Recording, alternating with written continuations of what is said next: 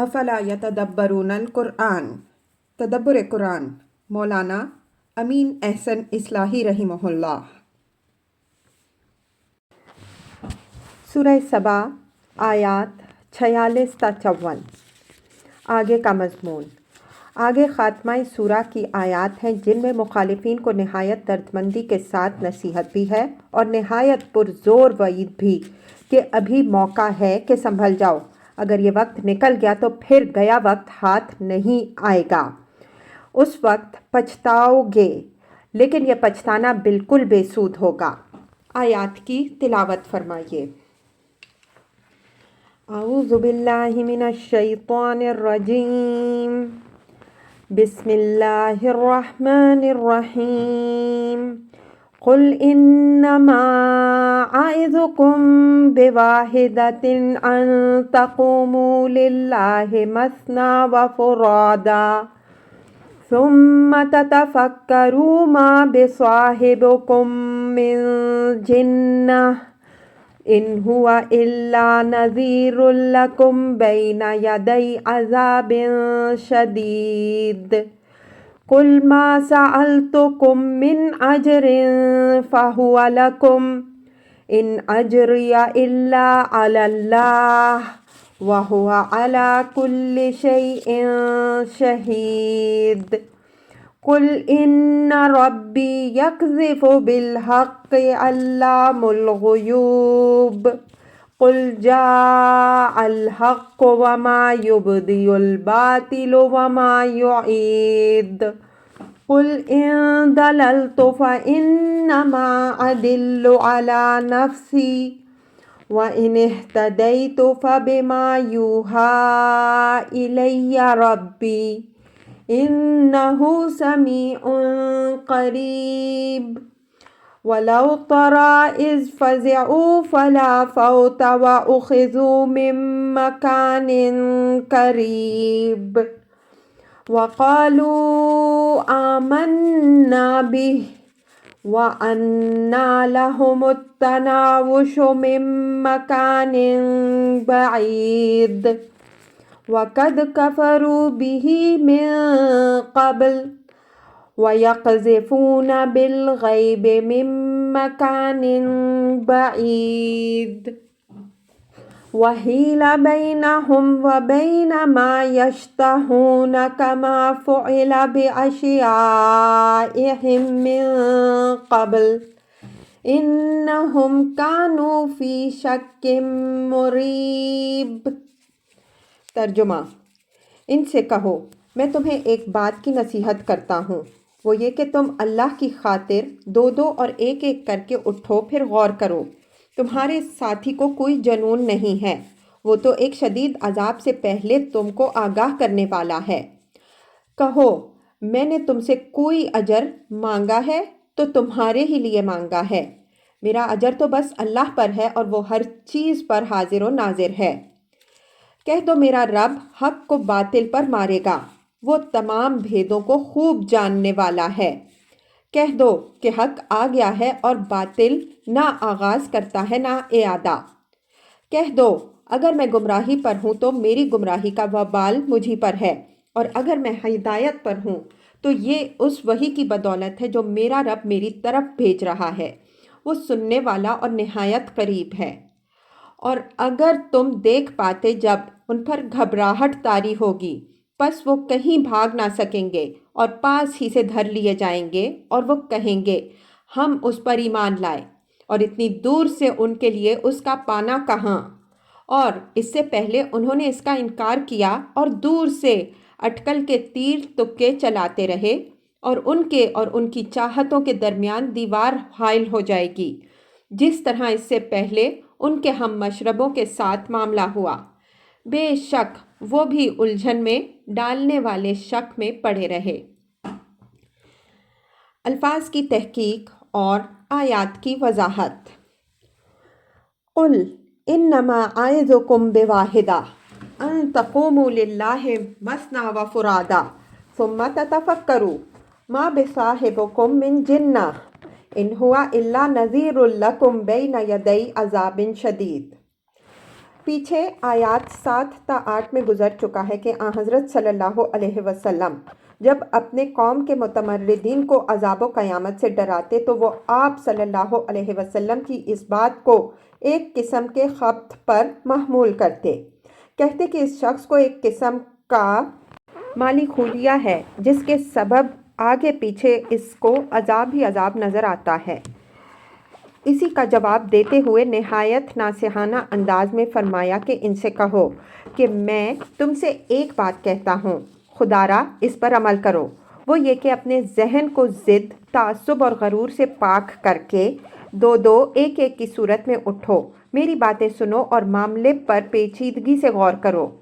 للہ سے مقصود اس حقیقت کی طرف توجہ دلانا ہے کہ اب تک تو تمہاری روش تمام تر نفس اور شیطان کے تابع رہی ہے، اس وجہ سے تم معاملے پر غیر جانبدار ہو کر غور نہ کر سکے، لیکن آدمی پر سب سے بڑا حق اللہ تعالیٰ کا ہے اور اللہ کو تم بھی مانتے ہو تو اس کی خاطر اپنے دوسرے داعیات و محرکات سے آزاد ہو کر اصل حقیقت پر غور کرنے کے لیے ازسر نو اٹھو یعنی اس کا ارادہ کرو اور اس کے لیے کمر ہمت باندھو۔ تعصبات کی اس فضا میں یہ بات ہوگی تو تمہارے دلوں پر شاک، لیکن اللہ کے لیے اس شاک چیز کو گوارا کرو، یہی راہ راست کی راہ ہے۔ مثنیٰ و فرادہ کی قید سے اس حقیقت کی طرف توجہ دلانا مقصود ہے کہ بھیڑ کا ذہن حقائق کو سوچنے سمجھنے کا اہل نہیں ہوتا۔ اب تک تو تمہاری روش یہ رہی ہے کہ جہاں میری زبان سے کوئی بات نکلی تمہارے اشرار نے اس کے خلاف ہنگامہ برپا کرنے کی کوشش کی کہ کوئی میری بات سننے سمجھنے نہ پائے۔ یہ طریقہ چھوڑو اور اس کی جگہ یہ طریقہ اختیار کرو کہ دو دو اور ایک ایک کر کے میرے پاس آؤ، میری باتیں توجہ سے سنو، میرے دلائل پر غور کرو، اپنے شبہات پیش کر کے مجھ سے ان کے جواب معلوم کرو اور پھر غور کرو کہ میں جو کچھ کہہ رہا ہوں جنون میں کہہ رہا ہوں یا تمہارے سامنے وہ انجام رکھ رہا ہوں جس سے کل تمہیں لازماً دوچار ہونا ہے۔ ما بصاحبکم من جنہ، یعنی اس طرح سنجیدگی کے ساتھ غور کرو گے تو تم پر یہ حقیقت خود واضح ہو جائے گی کہ تمہارے ساتھی کو کوئی جنون نہیں ہے، بلکہ خود تمہاری اپنی عقلوں پر پردہ پڑا ہوا ہے کہ تم اس کے خلاف جتھا بندی کر کے اس کو زج کرنے کے درپے ہو۔ لفظ صاحب یہاں اس حقیقت کی طرف اشارہ کر رہا ہے کہ جس شخص کو تم خبطی اور دیوانہ قرار دے رہے ہو اس سے تمہیں کوئی نیا سابقہ پیش نہیں آیا ہے، بلکہ یہ تمہارے ہی اندر پیدا ہوا، تمہارے ہی سامنے پلا اور بڑھا اور تمہارے ہی آگے یہ اپنی اس عمر کو پہنچا۔ اس پورے زمانے میں تم نے دیکھا کہ یہ تمہارے ہر خیر میں شریک اور تمہارے ہر شر سے مجتنب رہا ہے۔ تم نے ہر آزمائش میں اس کو صادق اور امین پایا، اس کی سوچ بوجھ اور اس کی عقل و بصیرت پر تم نے اعتماد کیا اور اس کو اپنے اندر سب سے بڑا عاقل و فرزانہ مانتے رہے، لیکن آج اسی فرزانہ کو دیوانہ قرار دے رہے ہو۔ غور کرو، دیوانہ وہ ہے یا تم؟ یہاں تتفکروا کے بعد وقف ہے اور یہ وقف نہایت بلیغ ہے۔ گویا غور و فکر کی دعوت کے بعد لوگوں کو غور و فکر کے لیے تھوڑا سا وقت بھی دے دیا، اس کے بعد اس غور و فکر کو جو صحیح نتیجہ نکلنا چاہیے وہ ان کے سامنے رکھ دیا۔ اس قسم کے وقف کی متعدد مثالیں قرآن مجید میں موجود ہیں۔ ان ہوا الا نذیر لکم بین یدی عذاب شدید، یہ بات بھی یہاں نہایت پر محل ہے۔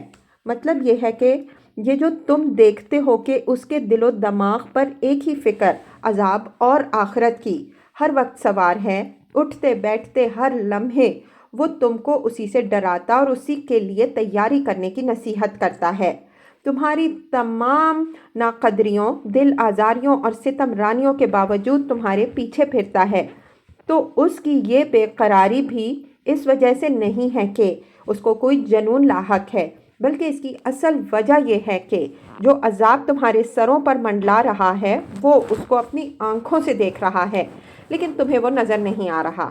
اس کی یہ ساری بے چینی و بے قراری تمہاری ہمدردی میں ہے، لیکن تم اپنے اندھے پن کے سبب سے اس کی ان بے چینیوں اور بے قراریوں کو خبط و جنون پر محمول کرتے ہو۔ یہ امر یہاں ملحوظ رہے کہ ایک رسول کو اپنی قوم پر آنے والے عذاب کا نظر آنا کوئی مجاز نہیں بلکہ ایک حقیقت ہے۔ رسول اپنی قوم کے لیے رحمت کی گھٹا بن کر آتا ہے، لیکن اس رحمت کی گھٹا کے اندر ہی اس قوم کے لیے سائقہ عذاب بھی پوشیدہ ہوتا ہے اگر قوم اس کی تکذیب کر دیتی ہے۔ یہی عذاب آخرت کے عذاب کا دباچہ ہوتا ہے۔ اس وجہ سے ہر رسول نے اپنی قوم کو ان دونوں عذابوں سے ڈرایا ہے، اور اس یقین کے ساتھ ڈرایا ہے کہ گویا وہ اپنی آنکھوں سے اس عذاب کو دیکھ رہا ہو، لیکن عقل کے اندھوں نے اس کے اس یقین کو جنون پر محمول کیا۔ حضرت صلی اللہ علیہ وسلم نے کوہ صفا پر چڑھ کر وا صباح کا جو نعرہ لگایا وہ اسی یقین کا مظاہرہ تھا، لیکن قریش کے لیڈروں نے اس سے متنبہ ہونے کے بجائے اس کا مذاق اڑایا۔ قُلْ مَا سَأَلْتُكُم مِّنْ أَجْرٍ فَهُوَ لَكُمْ إِنْ أَجْرِيَ إِلَّا عَلَى اللَّهِ وَهُوَ عَلَى كُلِّ شَيْءٍ شَهِيدٌ۔ یہ مضمون قرآن میں دو اسلوبوں سے آیا ہے اور دونوں کا مفاد ایک ہی ہے۔ ایک اسلوب یہ ہے کہ میں نے اپنی خدمت پر تم سے کوئی اجر نہیں مانگا کہ تم مجھ سے بدک رہے ہو، میرا اجر تو بس میرے رب ہی کے ذمے ہے۔ دوسرا یہ کہ اگر میں نے تم سے کوئی بات چاہی ہے جس کو تم اجر سمجھتے ہو اور بار محسوس کرتے ہو تو وہ اپنے لیے نہیں بلکہ تمہاری ہی دنیا و آخرت کی بہبود کے لیے چاہی ہے۔ پہلے اسلوب کی مثالیں بکثرت ہیں، ان کے حوالے کی ضرورت نہیں۔ یہاں یہ مضمون اس دوسرے اسلوب میں بیان ہوا ہے جس کی بعض نصیریں ہم نقل کرتے ہیں۔ سورہ فرقان میں ہے قُلْ مَا أَسْأَلُكُمْ عَلَيْهِ مِنْ أَجْرٍ إِلَّا مَنْ شَاءَ اتَّخَذَ إِلَىٰ رَبِّهِ سَبِيلًا۔ 57۔ کہہ دو میں نے اس پر تم سے کوئی اجر نہیں مانگا مگر یہ کہ جو چاہے اپنے رب کی راہ اختیار کرے۔ اگرچہ اس آیت کی تاویل پہلے اسلوب کے مفہوم میں بھی ہو سکتی ہے اور وہ بھی عربیت کے خلاف نہیں ہوگی، لیکن اس کا مطلب یہ بھی بالکل واضح ہے کہ میں نے اپنی اس خدمت پر تم سے اپنے لیے کچھ نہیں چاہا ہے، اگر چاہا ہے تو تمہارے لیے ہی چاہا ہے کہ تم میں سے جو خدا کی راہ کا طالب ہو میں اس کو خدا کی صراط مستقیم دکھا دوں۔ اسی طرح سورہ شورى میں ہے قُلْ لَا أَسْأَلُكُمْ عَلَيْهِ أَجْرًا إِلَّا مَوَدَّةَ فِي الْقُرْبَى۔ کہہ دو میں اس پر تم سے کوئی اجر نہیں مانگتا مگر یہ کہ قرابت مندوں کے معاملے میں حسن سلوک کی روش اختیار کرو۔ اگرچہ اس آیت کی تاویل بھی پہلے اسلوب کی روشنی میں ہو سکتی ہے، اس پر اس کے محل میں ہم بحث کریں گے، لیکن اس کا یہ مطلب بھی بالکل واضح ہے کہ اگر تم میری دعوت انفاق کو صلہ رحمی کو بار سمجھتے ہو تو یہ بھی میں اپنے لیے نہیں بلکہ تمہارے ہی لیے اور تمہارے رشتہ داروں اور قرابت مندوں ہی کے لیے چاہتا ہوں۔ اسی اسلوب پر آیت زیر بحث میں فرمایا کہ اول تو میں نے اپنی اس دعوت و تعلیم پر تم سے کسی اجر کا مطالبہ نہیں کیا، میرا اجر میرے رب کے ذمے ہے، لیکن اگر تم میرے کسی مطالبے کو اپنے اوپر بار اور اس کو میرا اجر تصور کرتے ہو تو یہ تمہاری غلط فہمی و کج اندیشی ہے۔ میں نے تم سے جو کچھ بھی چاہا ہے اپنے لیے نہیں بلکہ تمہارے ہی لیے چاہا ہے۔ میں تمہیں خدا اور آخرت سے جو ڈراتا ہوں، نیکی کی تلقین کرتا ہوں، انفاق فی سبیل اللہ، اطعام فقراء و یتامہ اور غلاموں کو آزاد کرنے پر ابھارتا ہوں، تو ان میں سے کوئی چیز بھی ایسی نہیں ہے جس میں میرا کوئی ذاتی مفاد ہو، بلکہ ان کا فائدہ انفرادی و اجتماعی دونوں پہلوؤں سے تمہیں کو حاصل ہوگا۔ تم ان باتوں پر عمل کر کے اپنی دنیا بھی سنوارو گے اور اپنی آخرت بھی بناؤ گے۔ یہ بات قرآن مجید میں جہاں جہاں بھی فرمائی گئی ہے مخاطبوں کو ملامت اور ان سے اظہار بے نیازی کے سیاق ہی میں فرمائی گئی ہے۔ مطلب یہ ہے کہ ان ناقدروں سے کہہ دو کہ میں نے اپنی دعوت پر کوئی ٹکٹ یا چندہ تو نہیں لگا رکھا کہ وہ تمہارے لیے میرے پاس آنے اور میری بات سننے میں مانے ہو رہا ہو۔ تم ہر وقت میرے پاس آ سکتے ہو اور بے جھجک آ سکتے ہو۔ میری مجلس میں کسی پر کوئی قدغن نہیں۔ تمہارے امیر و غریب سب کے لیے میرا دروازہ کھلا ہوا ہے اور میرا سینہ کشادہ ہے، اور اگر نہیں آتے تو یاد رکھو کہ میرا کچھ نہیں بگاڑو گے، اپنا ہی بگاڑو گے۔ میں نے کوئی دکان نہیں کھولی ہے کہ تمہاری بے التفاتی سے میری دکان بند بیٹھ جائے۔ میں نے تو اپنے رب سے مفت پایا ہے، مفت بانٹ رہا ہوں۔ وَهُوَ عَلَى كُلِّ شَيْءٍ شَهِيدٌ، یعنی میرا اجر جس اللہ کے ذمے ہے وہ ہر چیز پر حاضر و ناظر ہے۔ مجھے یہ اندیشہ نہیں ہے کہ میری کوئی حقیر سے حقیر خدمت بھی اس سے پوشیدہ رہے گی۔ وہ میری سرگرمیاں بھی دیکھ رہا ہے اور تمہاری ناقدریاں بھی اس کی نگاہوں میں ہیں۔ میں پورا بھروسہ رکھتا ہوں کہ وہ مجھے میری خدمات کا بھرپور صلہ دے گا۔ قُلْ إِنَّ رَبِّي يَقْذِفُ بِالْحَقِّ عَلَّامُ الْغُیُوبِ۔ یقذف بالحق کے بعد علی الباطل کے الفاظ بر بنائے کرینہ محذوف ہیں، جیسا کہ دوسرے مقام میں فرمایا بل نقذف بالحق علی الباطل فیدمغہ، الانبیاء 18۔ ہم حق کو باطل پر دے ماریں گے، پس وہ ایک کا بھیجا نکال کے رکھ دے گا، وہ اس کا بھیجا نکال کر رکھ دے گا۔ یعنی ان نادانوں کو بتا دو کہ اس غلط فہمی میں نہ رہو کہ یہ دنیا یوں ہی پیدا ہوئی یوں ہی تمام ہو جائے گی، بلکہ ایک ایسا دن لازماً آنے والا ہے جس دن اس کا خالق اس کے حق و باطل میں فیصلہ فرمائے گا اور حق کو باطل پر مارے گا، جس سے باطل پاش پاش ہو کے رہ جائے گا۔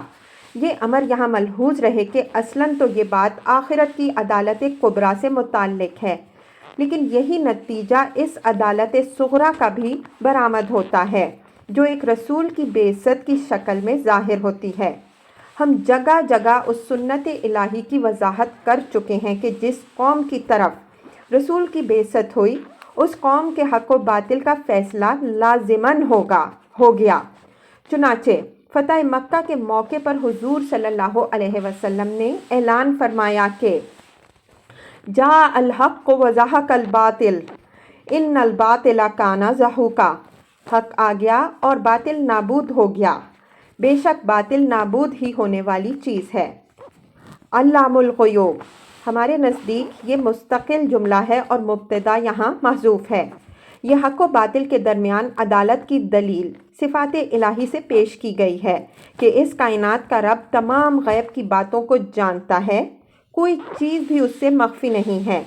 اس وجہ سے کوئی اس غلط فہمی میں نہ رہے کہ اس کو کسی چیز کا فیصلہ کرنے میں کوئی زحمت پیش آئے گی۔ وہ ہر ایک کا پورا اعمال نامہ اس کے آگے رکھ دے گا، جس میں اس کا ہر عمل درج ہوگا، خواہ وہ کتنے ہی پوشیدہ گوشوں میں انجام دیا گیا ہو۔ قُلْ جَاءَ الْحَقُّ وَمَا يُبْدِئُ الْبَاطِلُ وَمَا يُعِيدُ۔ جس طرح اوپر کی آیت میں یقذف بالحق کے بعد زہق الباطل کے الفاظ حذف ہیں، اسی طرح یہاں جاء الحق کے بعد زہق الباطل کے الفاظ حذف ہیں اور اس خلا کو وما یبدئ الباطل وما یعید کے الفاظ نے بھر دیا۔ فرمایا ان نادانوں کو بتا دو کہ اب حق قرآن کی شکل میں آ گیا، اور جب حق آ گیا تو اس باطل کا نابود ہونا لازمی ہے جس کی وہ پرستش کرتے رہے ہیں۔ اب اگر وہ اس باطل کے ساتھ چمٹے رہے تو اس کے ساتھ وہ بھی پس جائیں گے۔ وما یبدئ الباطل وما یعید، یہ باطل کی بے ثباتی کی دلیل بیان ہوئی ہے کہ اس کارخانہ کائنات کا آغاز اس کے خالق نے حق کے ساتھ فرمایا، اس وجہ سے لازم ہے کہ اس کی انتہا بھی حق پر ہو۔ جس باطل کا کوئی دخل اس کے ابداع میں نہیں ہے تو اس کے اعادہ میں اس کا دخل کس طرح ہو جائے گا؟ بس جو لوگ فرضی دیویوں دیوتاؤں کی سفارشوں پر تکیہ کیے ہوئے زندگی گزار رہے ہیں، یاد رکھیں کہ ان کے دیوتاؤں کے اختیار میں نہ کسی چیز کا ابداع ہے نہ اعادہ۔ یہ امر یہاں ملحوظ رہے کہ مشرکین عرب اس کائنات کے ابداع میں کسی کو شریک نہیں مانتے تھے، لیکن وہ اس بات کے قائل تھے کہ اگر آخرت کا مرحلہ پیش آیا تو اس کی واپسی ان کے معبودوں کی طرف ہوگی جو اپنی سفارشوں سے ان کو وہاں بھی اعلیٰ مراتب دلوائیں گے۔ قرآن نے ان کے اسی غلط فہمی کے ازالے کے لیے جگہ جگہ ان کے اس مغالطے پر گرفت کی ہے کہ جب تم اس کائنات کے ابداع میں کسی کو شریک نہیں مانتے تو اس کے اعادے میں کیوں شریک مانتے ہو؟ سورہ یونس میں یہی مضمون اس طرح بیان فرمایا ہے۔ الیہ مرجعکم جمیعا وعد اللہ حقا انہ یبدأ الخلق ثم یعیدہ لیجزی الذین آمنوا وعملوا الصالحات بالقسط۔ یونس 4۔ اسی کی طرف تم سب کی واپسی ہونی ہے، یہ اللہ کا شدنی وعدہ ہے۔ بے شک وہی خلق کا آغاز کرتا ہے پھر وہی اس کا اعادہ فرمائے گا تاکہ وہ ان لوگوں کو انصاف کے ساتھ بدلہ دے جو ایمان لائے اور جنہوں نے نیک اعمال کیے۔ پھر یہی مضمون دوسرے اسلوب سے یوں بیان ہوا ہے۔ قُلْ هَلْ مِن شُرَكَائِكُم مَّن يَبْدَأُ الْخَلْقَ ثُمَّ يُعِيدُهُ فَأَنَّىٰ تُؤْفَكُونَ۔ یونس 34۔ ان سے پوچھو تمہارے شرکاء میں سے کوئی ہے جو خلق کا آغاز کرتا ہے پھر وہ اس کا اعادہ کرے گا؟ کہہ دو اللہ ہی خلق کا آغاز کرتا ہے پھر وہ اس کا اعادہ کرے گا، تو تم کہاں اوندھے ہوئے جاتے ہو؟ قُلْ إِن ضَلَلْتُ فَإِنَّمَا أَضِلُّ عَلَىٰ نَفْسِي وَإِنِ اهْتَدَيْتُ فَبِمَا يُوحَىٰ إِلَيَّ رَبِّي إِنَّهُ سَمِيعٌ قَرِیب۔ اب یہ ان لوگوں کو تنبیہ فرمائی ہے کہ ان سے کہہ دو کہ اگر میں گمراہ ہوں جیسا کہ تم سمجھتے ہو تو اس گمراہی کا خمیازہ بہرحال مجھ ہی کو بھگتنا ہے، تم اس کے وبال سے محفوظ ہو، اس لیے کہ تم اس میں میرا ساتھ نہیں دے رہے ہو۔ لیکن اس مسئلہ کا ایک دوسرا پہلو بھی ہے، اس پر بھی اچھی طرح غور کر لو۔ وہ یہ ہے کہ اگر میں ہدایت پر ہوں تو یہ ہدایت اس وحی کی بدولت مجھے حاصل ہوئی ہے جو میرا پروردگار مجھ پر نازل فرما رہا ہے۔ اس صورت میں میری تکذیب تمہارے لیے کوئی سہل چیز نہیں ہے بلکہ تم وحی الہی کے جھٹلانے والے ٹھہرتے ہو اور وحی الہی کی تکذیب کرنے والوں کا جو انجام ہونا چاہیے اور ہوگا وہ کوئی معمولی بات نہیں ہے۔ مطلب یہ ہے کہ اس کے نتائج و عواقب کو بہت دور تک سوچ لو۔ انہ سمیع قریب، یہ تفویض اللہ کا کلمہ ہے۔ مطلب یہ ہے کہ اب تم سے زیادہ بحث و جدال بے سود ہے۔ میں یہ آخری بات کہہ کے تمہارا معاملہ اپنے رب کے حوالے کرتا ہوں۔ تم نہ تو میری بات سننے کے لیے تیار ہو نہ قریب آنے کے روادار ہو، لیکن میرا رب میری باتیں سننے والا ہے اور قریب بھی ہے، تو اب تمہارے پیچھے سر کھپانے کے بجائے اسی سے عرض معروض کروں گا جو سنتا اور قبول فرماتا ہے۔ وَلَوْ تَرَىٰ إِذْ فُزِعُوا فَلَا فَوْتَ وَأُخِذُوا مِن مَّكَانٍ قَرِیب۔ یہاں جواب شرط محذوف ہے، اس کی مثال آیت 31 میں گزر چکی ہے۔ اس طرح جواب شرط کا محذوف ہونا اس بات کی دلیل ہوتا ہے کہ جواب تعبیر و تصویر سے مافوق ہے۔ فرمایا کہ آج تو ان کے استکبار کا یہ حال ہے کہ پٹھے پر ہاتھ نہیں دھرنے دے رہے، لیکن اگر کہیں تم ان کے اس وقت کو دیکھ پاتے جبکہ وہ خدا کی گرفت میں آ جائیں گے جس کو آج جھٹلا رہے ہیں، تب تم ان کو ان کی بے بسی کا کچھ اندازہ ہوتا کہ کس طرح یہ ناک رگڑتے اور حقیقت کا اعتراف کرتے ہیں۔ فرمایا جب یہ خدا کے عذاب کی پکڑ میں آئیں گے تو گھبرا کر بھاگنے اور بچنے کی کوشش کریں گے، لیکن خدا کی گرفت سے کون بچ سکا ہے جو یہ بھاگ سکیں گے۔ وَأُخِذُوا مِن مَّكَانٍ قَرِیب، یعنی یہ بھاگنا چاہیں گے لیکن پاس ہی سے دھر لیے جائیں گے، ان کے پاؤں کے نیچے ان کے سر کے اوپر سے۔ اس طرح خدا کا عذاب ان کو اپنے قابو میں کرے گا کہ کسی طرف بھی ان کو راہ فرار سجھائی نہیں دے گی۔ وَقَالُوا آمَنَّا بِهِ وَأَنَّىٰ لَهُمُ التَّنَاوُشُ مِن مَّكَانٍ بَعِيدٍ۔ یعنی اس وقت ان کا سارا نشہ ہرن ہو جائے گا اور وہ پکار اٹھیں گے کہ اب ہم اس قرآن پر ایمان لائے۔ ضمیر کا مرجع یہاں قرآن ہے جس کا ذکر اوپر کی آیات میں گزر چکا ہے۔ قرآن کو پیش کرنے والے یعنی حضرت صلی اللہ علیہ وسلم از خود اس میں شامل ہیں۔ وَأَنَّ لَهُمُ التَّنَاوُشُ مِن مَّكَانٍ بَعِيدٍ یعنی ایمان کا محل تو یہ دنیا ہے اور وہ بھی عذاب الہی کے ظہور سے پہلے۔ تو جب عذاب الہی ظاہر ہو جائے گا اس وقت تو یہ ایمان کی منزل سے اتنی دور نکل جائیں گے کہ وہاں سے ان کے لیے اس کے پاس سکنے کا کوئی امکان باقی نہیں رہ جائے گا۔ عذاب الہی کی گرفت میں آ جانے کے بعد تو فرعون جیسا سرکش بھی پکار اٹھا تھا کہ میں موسیٰ و ہارون علیہم السلام کے رب پر ایمان لایا، لیکن اس کو اللہ تعالیٰ کی طرف سے یہ جواب ملا کہ الآن وقد عصیت من قبل، اب ایمان لائے ہو، حالانکہ جب ایمان لانے کا وقت تھا تو تم نے نافرمانی کی۔ تناوش کے معنی پا لینے کے ہیں اور اَنَّ لَهُمْ کا مفہوم یہ ہے کہ بھلا اس وقت اس کے پانے کا کیا امکان ہوگا۔ وَقَدْ كَفَرُوا بِهِ مِن قَبْلُ وَيَقْذِفُونَ بِالْغَيْبِ مِن مَّكَانٍ بَعِيدٍ۔ قذف بالحجارہ کے معنی ہے پتھر پھینکنا۔ قذف بالقول تکلم بلا تدبر ولا تعمل یعنی بے سوچے سمجھے بات پھینک ماری۔ یہیں سے یہ رجمم بالغیب یعنی اٹکل پچھو بات کرنے کے معنی میں بھی آتا ہے۔ مطلب یہ ہے کہ عذاب دیکھنے کے بعد وہ ایمان کا اقرار کریں گے، حالانکہ اس سے پہلے وہ اسے دور سمجھے بیٹھے ہوئے اٹکل کے تیر تکے چلاتے رہے تھے کہ یہ کتاب من گھڑت ہے، اس کا پیش کرنے والا الیاذ باللہ برخود غلط ہے، عذاب کی دھمکی محض دھونس ہے، قیامت کا ڈراوا محض خلل دماغ کا نتیجہ ہے، اور اگر قیامت کا کوئی مرحلہ پیش آیا تو ہمارے شرکاء کے طفیل ہمارا توافق وہاں بھی قائم رہے گا۔ الغرض عقل کو بالائے طاق رکھ کے قرآن اور پیغمبر صلی اللہ علیہ وسلم کی تکذیب کے جنون میں جو کچھ زبان پر آیا بکتے رہے، لیکن جب حقیقت سامنے آ جائے گی تو اس کا اقرار کریں گے، لیکن یہ اقرار بعد از وقت اور بالکل بے سود ہوگا۔ وَحِيلَ بَيْنَهُمْ وَبَيْنَ مَا يَشْتَهُونَ كَمَا فُعِلَ بِأَشْيَاعِهِمْ مِن قَبْلُ إِنَّهُمْ كَانُوا فِي شَكٍّ مُّرِيبٍ یعنی جب فیصلہ کن عذاب نمودار ہو جائے گا تو ان کے اور ان کی تمام چاہتوں کے مابین دیوار حائل ہو جائے گی۔ وہ ایمان لانا چاہیں گے لیکن ان کا یہ چاہنا بے سود ہوگا۔ وہ مہلت کی درخواست کریں گے لیکن کوئی سنوائی نہیں ہوگی۔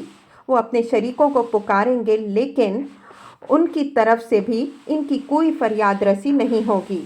غرض امید کے تمام دروازے ان پر بند ہو جائیں گے اور ایک ابدی مایوسی سے ان کو سابقہ پیش آئے گا۔ کما فعل باشیاءہم یعنی ان کو بھی اسی صورتحال سے دوچار ہونا پڑے گا جس سے ان کے پیشواؤں اور ہم مشربوں کو دوچار ہونا پڑا۔ یہ اشارہ عاد، سمود، اہل مدین اور فرعون وغیرہ کی طرف ہے جن کی سرگزشتیں تفصیل کے ساتھ قرآن میں سنائی جا چکی ہیں۔ مطلب یہ ہے کہ یہ کوئی ایسی چیز نہیں ہے جو اس سے پہلے پیش نہ آ چکی ہو۔ تاریخ شاہد ہے کہ ان تمام قوموں کو اسی افتاد سے سابقہ پیش آیا جنہوں نے ان کی طرح اپنے رسولوں کے انذار کی تکذیب کی۔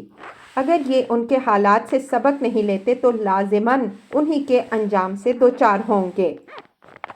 انہم کانوا فی شک مریب یعنی وہ بھی انہی کی طرح الجھن میں ڈالنے والے شک میں پڑے رہے، یہاں تک کہ بالآخر فیصلہ کن گھڑی سر پر آ ہی گئی۔